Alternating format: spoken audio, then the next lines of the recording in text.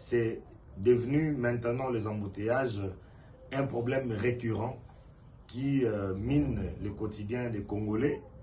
Mais finalement, la première ministre, la chef du gouvernement, a mis en place une task force. Oui, une task force.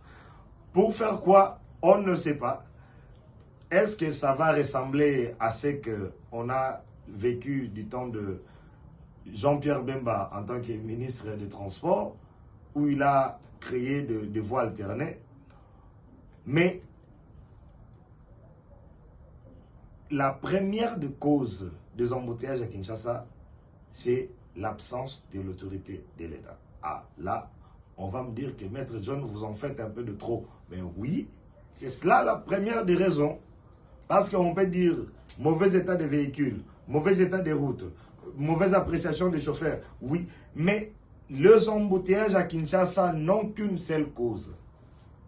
L'absence de l'autorité de l'État. Madame la première ministre, si vous voulez réguler le problème des embouteillages à Kinshasa, réquisitionnez les forces de l'ordre. Mais dites-nous, comment il y a moins d'embouteillages lorsque les chefs de l'État se déplacent? Mais réquisitionnez les forces de l'ordre parce que nous avons un problème de mauvais état de route. On n'a pas assez de routes.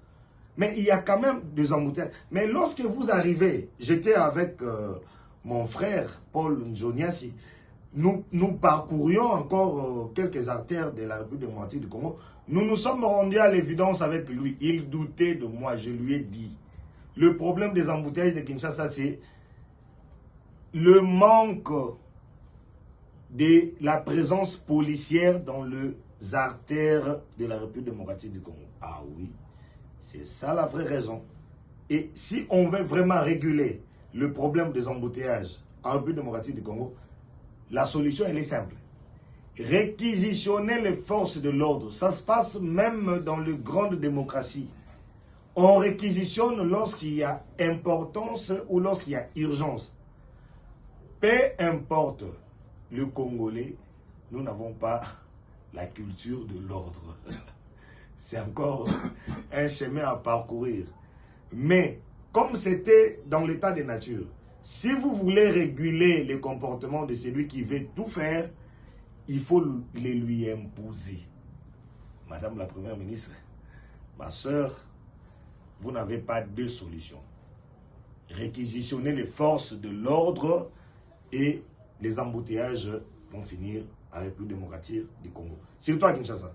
Allez, au revoir.